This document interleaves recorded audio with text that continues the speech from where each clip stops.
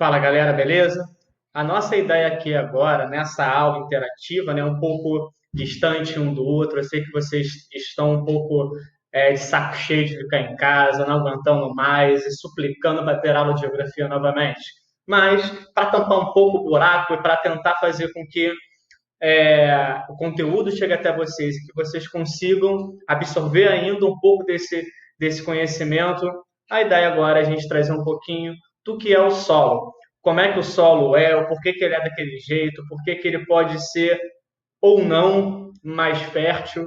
Então a gente vai entender um pouco desse panorama geral e tentar fazer no final alguns exercícios para ver se a gente conseguiu captar legal o que tudo aquilo quer dizer, o que a gente está tentando mostrar. Beleza? Então vamos lá. Primeira parada importante: a gente nunca pode entender o solo de modo individual. A gente sempre tem que entender o solo de forma conjunta com outros elementos. Se ele é fértil, se ele não é fértil, se ele tem mais ou menos umidade, tudo isso vai funcionar a partir de alguns elementos que vão interagir com o solo. Beleza? Dentre esses elementos, principalmente, a gente vai falar de alguns agentes externos. A gente viu em aulas anteriores que os agentes externos são aqueles que vão interferir na dinâmica do relevo do solo de forma externa. São os fatores exógenos, sendo ele temperismo e erosão. Beleza? E aqui eu tenho alguns elementos que vão interferir na dinâmica do solo: chuva, vento, umidade, matéria orgânica. Todos eles vão fazer com que o solo seja daquela forma, daquela espessura, que tenha aquela granulometria específica, que tenha mais ou menos matéria orgânica, que tenha uma coloração mais específica, enfim. Esses elementos vão interferir diretamente nesse processo. Tranquilinho? E aqui eu coloquei como esses elementos vão interferir e vão agir diretamente com o solo. Então, eu tenho o tempo, eu tenho a dinâmica do clima, eu tenho os organismos vivos, o material de origem, o relevo. A ideia é que agora a gente consiga debater e consiga falar um pouquinho sobre como cada elemento desse daqui vai interagir com o solo e como ele vai fazer com que o solo seja daquele tipo a partir desses elementos. Então, por exemplo, o tempo, a gente vai falar um pouquinho melhor, mas o tempo vai fazer com que o solo tenha maior ou menor profundidade. O clima, com maior ou menor umidade, dependendo da região. Os organismos vivos que vão interagir com esse solo. O material de origem, ou seja, o tipo de rocha em que deu origem àquele tipo de solo. E o relevo, beleza? Vamos conversar um pouquinho sobre cada tipo e especificidade dessa. Então, vamos lá. E quando eu falo do material de origem, eu estou falando de como a origem onde esse solo foi formado, ou seja, se ele foi formado a partir de uma rocha metamórfica, se ele foi formado a partir de uma rocha ígnea, se ele foi formado a partir de uma rocha sedimentar. Então, dependendo do tipo de origem desse solo, ou seja, de qual rocha ele veio, ele pode ter maior ou menor fertilidade, ele pode ter mais matéria orgânica inserida nele. Por exemplo, se eu estou falando dos solos mais ricos aqui no Brasil, a gente vai falar um pouquinho depois sobre eles, como Massapê e a Terra Roxa, a gente tem que entender que eles são de origem magmática, beleza? Um material que tem maior quantidade de matéria orgânica. Quando eu falo das rochas sedimentares, aquele acúmulo de sedimentos que vão formando as rochas sedimentares, e onde eu tenho um relevo sedimentar, beleza? Na rocha sedimentar, por exemplo, é onde eu encontro o petróleo, beleza? Então, dependendo da origem desse material, eu tenho um tipo de solo específico. Suave? O clima, de maior ou menor umidade. Se eu tenho um clima de maior umidade, então, obviamente, eu tenho uma intensidade maior de um tipo de intemperismo específico naquela região. Eu tenho um deslocamento maior desse material, desse relevo. Beleza? Em áreas de menor umidade, a velocidade de escoamento desse solo vai ser muito menor. Beleza? A umidade vai interferir diretamente na velocidade de escoamento do solo, desse material de origem que vai formar o solo. Então, por isso que o clima é importante. O relevo. Quando eu falo do relevo, eu estou falando da topografia em áreas mais planas ou áreas mais acidentadas. Em áreas mais acidentadas, em conjunto com o clima, eu tenho um escoamento maior desse solo. beleza? Eu tenho uma velocidade maior de escoamento desse solo. Se eu tenho uma área com uma topografia menos acidentada, uma topografia mais plana, significa que eu tenho uma velocidade de escoamento menor, beleza? Então, o relevo vai influenciar diretamente nesse processo.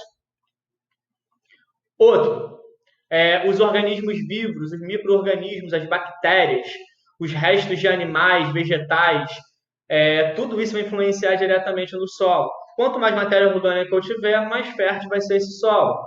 E, obviamente, o tempo. Quanto mais tempo esse solo fica exposto a esses fatores intempéricos, mais profundo vai ser esse solo. Olha só, vem comigo. Eu vou colocar melhor até no próximo slide. Quanto mais profundo é o solo, significa que ele é mais antigo. Ele passou por mais processos de intemperismo, ele foi fragmentado mais ao longo do tempo. Quanto menos profundo for o solo, significa que ele é um solo mais novo, mais recente, onde a gente não consegue ver as camadas do solo mais definidas. Belezinha? Suave?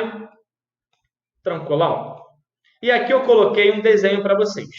Se vocês repararem aqui, olha só, eu tenho aqui uma rocha inalterada, ou seja, uma rocha, obviamente, que sofreu pouca mudança, e uma rocha que ela foi pouco alterada. Então, pouco alterada e rocha inalterada. Quando você olha aqui essas áreas de floresta tropical, você repara que é uma área de maior temperatura e uma área onde eu tenho uma quantidade maior de pluviosidade. Eu tenho muito mais umidade. Então, em áreas com maior umidade, significa que eu consigo observar uma maior profundidade desse solo. Em áreas aqui mais desérticas, o estepe, em áreas mais desérticas ou semidesérticas, eu tenho uma profundidade menor desse solo, beleza? Então, em áreas mais secas, eu tenho uma profundidade menor do solo. Em áreas mais úmidas, eu consigo observar uma profundidade maior desse solo, beleza? É um solo que você consegue observar camadas melhores definidas. Tranquilinho? Vamos nessa. Olha só. Então, o solo vai ser sempre um resultado da interação de elementos físicos e biológicos da Terra. Ele nunca pode ser entendido como um elemento por si só, individual. A gente não pode nunca entender dessa forma, sempre entendendo a interação com outros elementos. E aqui eu coloquei aquilo que a gente falou, né? Aqui eu tenho a rocha, beleza? Inalterada, a rocha mãe. Solos jovens, quando você olha aqui uma área onde você tem uma rocha muito mais exposta, você tem pouca profundidade do solo, significa que esse solo é mais jovem. Quando você tem camadas mais definidas, onde você consegue observar os estratos do solo, você tem um solo maduro, você tem um solo que é mais velho, porque você consegue observar uma profundidade maior dele. Beleza? E aqui, os horizontes do solo. Beleza? O horizonte O, que é aquela parte mais superficial, é a matéria orgânica, beleza? Aqui o horizonte A, você tem cada vez mais profundo, quanto mais profundo você for para o solo, mais você observa uma camada rochosa mais inalterada. Você tem a rocha mais dura, menos intemperizada, menos quebrada, vamos colocar assim. E quanto mais superficial você for caminhando, né, para os horizontes do solo, você encontra camadas melhores definidas e você encontra um solo com uma rocha muito mais quebrada. Você encontra sedimentos menores dessa rocha, misturado com a matéria orgânica. Então, você tem aqui uma rocha-mãe consolidada, depois ela vai passando pelos processos de intemperismo, ela vai quebrando até chegar ao horizonte O, que é a parte mais superficial. Belezinha? Tranquilo. E aqui eu vou mostrar para vocês alguns tipos de solo que existem. Um deles é o latossolo, aquele que a gente encontra em grande quantidade no cerrado. Beleza? É um solo que ele passa por muita lixiviação. Só para relembrar, o que é lixiviação? Lixiviação é quando você está numa área com maior umidade, onde os minerais mais leves são carregados pela água. Beleza?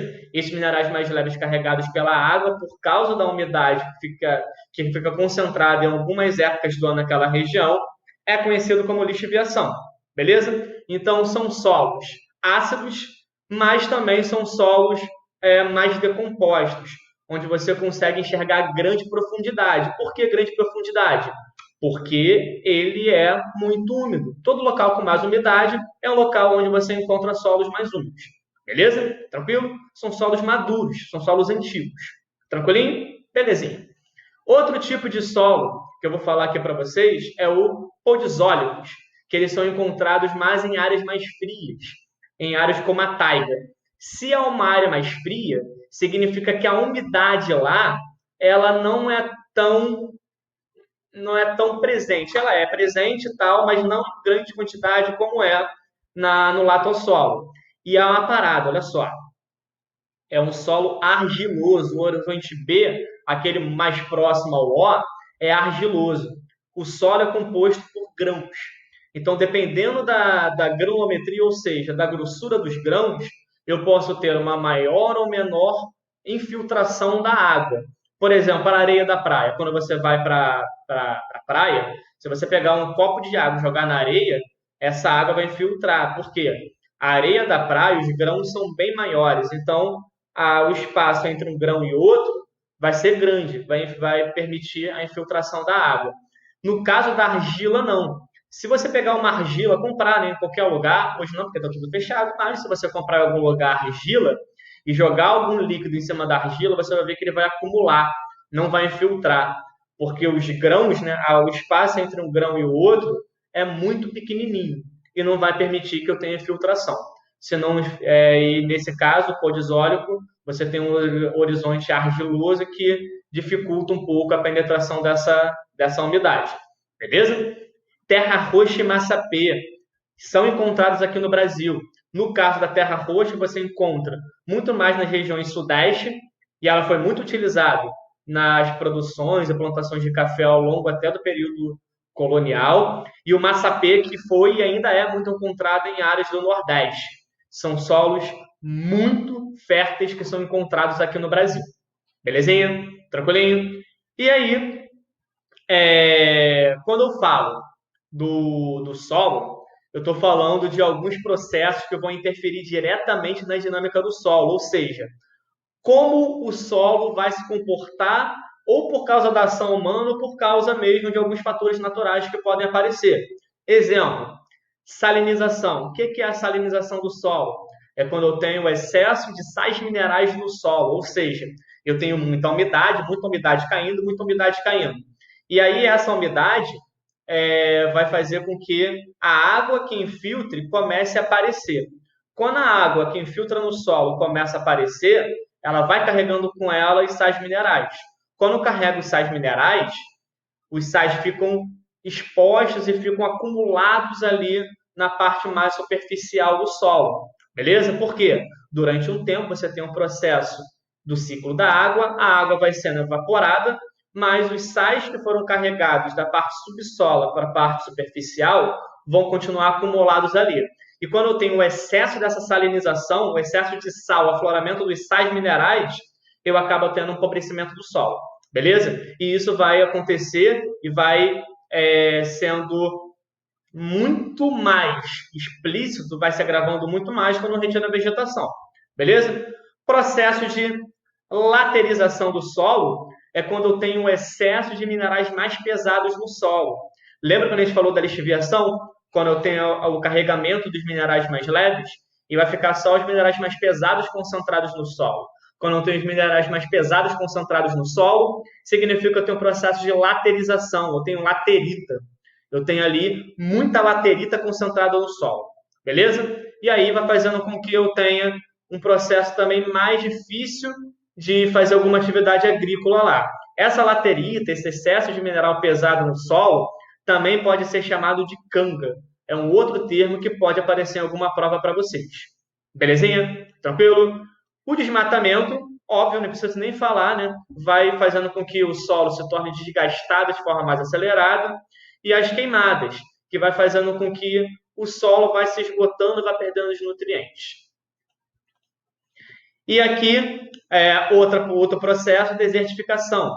Tanto a desertificação quanto a arenização vão ser processos de perda de nutrientes do solo. o solo vai ficando mais empobrecido, vai ficando mais empobrecido, fazendo com que ele perca a fertilidade ao longo do tempo. No caso da desertificação, é muito comum você encontrar em áreas mais secas ou áreas subúmidas, beleza? Muito a partir da ação antrópica. Você encontra, obviamente, isso aqui no Brasil, quando eu falo no Nordeste, mas quando eu falo de mundo, é muito comum você ver o processo de desertificação na África, beleza? Numa área, num cinturão chamado Sahel, que fica entre uma área mais seca, que é a área desértica, mais ao norte, e a área mais úmida, que fica ali, próxima à linha do Equador, como a floresta do Congo, por exemplo. E as áreas desérticas têm aumentado para cima dessas áreas mais úmidas, fazendo com que o solo, numa área pobre como é a africana, se torne cada vez mais difícil de ser produzido. Beleza? E aqui eu coloquei também para vocês darem uma olhada algumas causas que vão fazer com que eu tenha um processo de perda de fertilidade do solo. Ou seja, eu começo a ter um processo mais difícil de utilização desse solo. E aí você tem o uso inapropriado da terra, o desmatamento, técnicas inapropriadas, principalmente quando eu falo de áreas mais secas, onde eu tenho que ter um trato e um cuidado maior no solo, queimadas, mineração, que nesse caso daqui o solo fica praticamente irrecuperável. Vide no Pará, no que aconteceu no processo de mineração no Eldorado dos Carajás, que aconteceu durante bastante tempo. Algumas áreas foram completamente esgotadas e não tem como recuperar. Você tem o uso excessivo de agrotóxicos, poluição, seca. Tudo isso daqui vai fazer com que o solo perca um pouco da dinâmica dele de funcionamento. Beleza? E, obviamente, o homem tem um papel decisivo nesses processos. É ele que vai acelerando tudo isso. Tranquilo? Show de bola? É nóis! Aqui eu coloquei um mapa para vocês. Não sei se você consegue perceber legal, se ele ficou um pouco distorcido, mas ó, em amarelo, aqui são as áreas de desertificação, tá? Aí em amarelo você tem as áreas mais moderadas, que tem menos de 0,5% da superfície total do ano em desertificação, beleza? E em laranja, as áreas mais elevadas. Se você reparar, as áreas mais elevadas são áreas mais pobres, tá vendo? Como áreas da África, algumas regiões aqui da Ásia, como na Índia, tal, são áreas mais pobres que sofrem com o processo de desertificação, beleza? E também o processo de desflorestamento, de desmatamento. E o Brasil é campeão nesse quesito, principalmente quando eu falo da floresta amazônica, do cerrado. Tá vendo aqui, ó, que é elevado. Então, o cerrado, por causa do processo do agronegócio da soja, é onde você consegue perceber pra caramba esse processo de degradação do solo pelo desmatamento. Show? Show de bola. Aí, aquilo que a gente acabou de constatar, né, que as áreas mais afetadas pela desertificação são as áreas também onde você encontra as bolsões de pobreza, são as áreas mais pobres. E aí você encontra principalmente as áreas da África como uma característica ou exemplo disso. E aqui eu coloquei para vocês algumas dinâmicas também que vão acontecer no solo. A gente chegou a falar um pouquinho disso até, né, com uma turma um pouco mais, outra um pouco menos, mas a gente vai também esmiuçar um pouquinho aqui como a vossoroca. A vossoroca é como se fosse uma vala que vai abrindo na terra. E óbvio, né, quanto maior o desmatamento que eu faço dessa região, maior esse processo erosivo vai acontecendo, essa vala vai acontecendo, beleza? E ela vai acontecendo principalmente pelo fator eólico, pelo vento, pela chuva e também pela ação humana, fazendo com que o solo se torne cada vez mais exposto a esses fatores externos. Tranquilinho? Beleza. E aqui a erosão pluvial, onde você tem uma dinâmica com floresta e sem floresta. Se você reparar, quando você tem a floresta segura um pouco esse processo de erosão, né, de queda de sedimento, e quando você não tem a floresta, esse sedimento vai caindo de forma muito mais acelerada e vai se acumulando em áreas mais baixas. E pode acontecer um processo de assoreamento ou de danos mais graves. Isso a gente consegue até perceber no início do ano, onde sempre acontece algum deslizamento ou algum desastre natural, né? Nesse caso daí, você tem a influência humana. Belezinha? E aqui algumas formas de conservação do solo. Como é que a gente pode conservar o solo? O primeiro, o terraceamento, que é quando a gente começa a fazer degraus no solo, beleza? A gente começa a fazer cortes no solo e fazendo produções em áreas com uma declividade maior. Um exemplo de local que sempre faz esse tipo de atividade é a Índia, já que é um local muito populoso, um local onde é um terreno mais acidentado, então é muito utilizado para essa dinâmica. Beleza? As curvas de nível, que é quando você começa a arar o solo e vai semeando essas cotas altimétricas, beleza? Formando alguns degrauzinhos também. Você tem a associação de culturas, porque a ideia é você não deixar o solo exposto. Então, entre uma produção e outra, você vai colocando outras produções para que você tenha esse solo coberto, beleza? E também fornecendo nutrientes para o solo. A rotação de cultura, que é quando você não faz uma monocultura, você roda o plantio. Então, por exemplo, imagina um quadrado e numa parte você produz milho, na outra soja, na outra algodão, vamos supor. A outra parte você deixa repouso. Depois de alguns anos, você roda essa dinâmica, fazendo com que o solo nunca se desgaste. Ele sempre tenha um período de repouso e ele consiga sempre ficar com um grau de fertilidade maior. Belezinha? O cultivo de árvores, fazendo com que você crie um bloqueio, principalmente do fator eólico, para que ele não venha a provocar um processo erosivo pelo fator eólico. Beleza? E agora eu vou colocar algumas questões para ver se a gente conseguiu captar legal essa dinâmica. Beleza? Primeira questão, olha só. Chamamos de solo a camada superficial que recobre a litosfera. Essa camada é formada de materiais decompostos, de rochas, sob a ação combinada das outras três esferas da Terra: atmosfera, hidrosfera e biosfera. Com relação à realidade que envolve a formação e os tipos de solo existentes, assinale a opção correta. A transformação que a porção superficial da crosta terrestre sofre, resultante da interação com outros elementos climáticos, água, seres vivos, degradação, como física e química, decomposição, damos o nome de intemperismo. Essa é a primeira opção. A B. As formações dos solos resultam das combinações independentes das condições geológicas, geomorfológicas, climáticas e biológicas. Tais fatores implicam o predomínio de solos arenosos do país. Essa está muito complicada, porque a gente consegue perceber aqui que você tem a formação de um solo resultante de combinações independentes das condições geológicas, geomorfológicas, climáticas. Implicam no predomínio de arenoso aqui no país. Não, a gente não tem um predomínio de arenoso aqui no país. Então, esse gabarito a gente pode até já navalhar. Beleza? A decomposição química exerce pouca influência na formação dos solos ricos em matéria orgânica. Por isso, se observa no sertão nordestino, química no sertão nordestino, lembrando que intemperismo químico é água, no sertão não tem muita noção. A D. O solo descende diretamente da rocha-mãe, o que implica dizer que o mesmo tipo de rocha dá origem sempre ao mesmo tipo de solo, pois as condições físicas, químicas e biológicas, apesar de serem importantes, são secundárias. Não, elas são importantes pra caramba.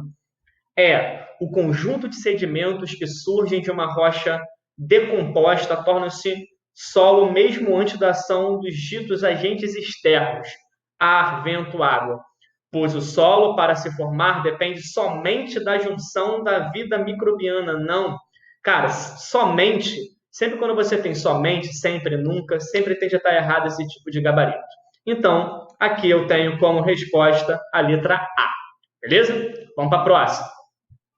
Sobre o processo de erosão dos solos no Brasil, pode-se afirmar que é basicamente oriunda da dinâmica global de aquecimento do planeta?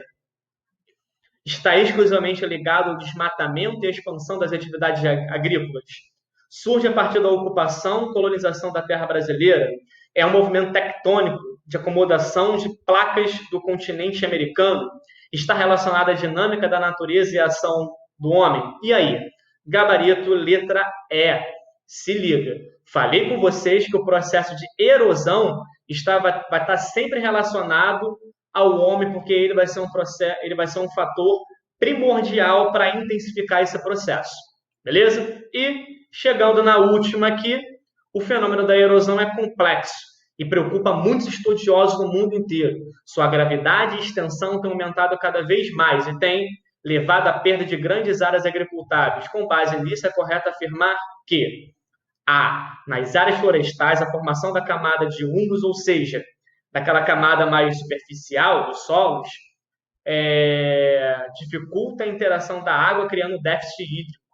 A desertificação pode ser definida como um fenômeno que provoca o empobrecimento, gostei, e a perda dos solos e da biodiversidade.